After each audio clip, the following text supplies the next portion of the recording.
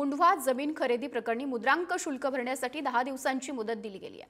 पार्थ पवार यांच्या अमेड या कंपनीकडे मुद्रांक शुल्क भरण्यासाठी आता 10 दिवस आहेत। मुद्रांक शुल्क विभागाने याआधी 15 दिवसांची मुदत दिलेली होती, मात्र आता ती 10 दिवसांवर आली आहे। 5 दिवस झाल्यानंतर अजून सुद्धा व्यवहार रद्दसाठी पत्र व्यवहार हा झालेला नाहीये। आता 10 दिवसांमध्ये मुद्रांक शुल्क विभागाने याबाबतची मुदत ही कमी केलेली आहे। अधिक माहिती जाणून घेऊयात। प्रतिनिधी बालाजी पोद्दार आपल्याशी जोडले गेलेले आहेत। बालाजी,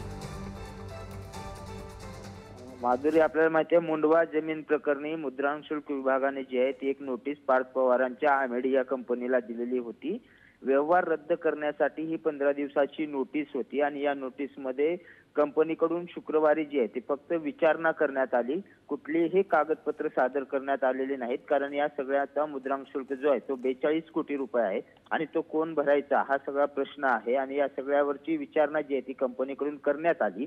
मात्र कंपनीने त्या संदर्भातले जे कागदपत्र दाखल करायला पाहिजे होते ते केले गेले नाहीत। त्यामुळे आता फक्त 10 दिवसाची मुदत जी आहे ती पार्थ पवार यांच्या कंपनीकडे आहे। त्याचबरोबर जर या मुदतीमध्ये कंपनीने हे काही कारवाई केली नाही तर या कंपनीवर जप्तीची कारवाई होऊ शकते। त्याचबरोबर जो मुद्रांक शुल्क लागलाय त्याला 1% व्याजाने जे आहे ते दंड सुद्धा वसूल करू शकतात। त्यामुळे आता पार्थ पवार यांच्या कंपनीकडून 10 दिवसात काही कारवाई होते का, कोणी कंपनीकडून हे सगळे कागदपत्र दाखल करून मुद्रांक शुल्क भरण्याची तयारी दर्शवतात का, हे पाहणं महत्त्वाचं आहे। माधुरी, नक्कीच बालाजी, आपण असेच जोडलेले राहा आणखी।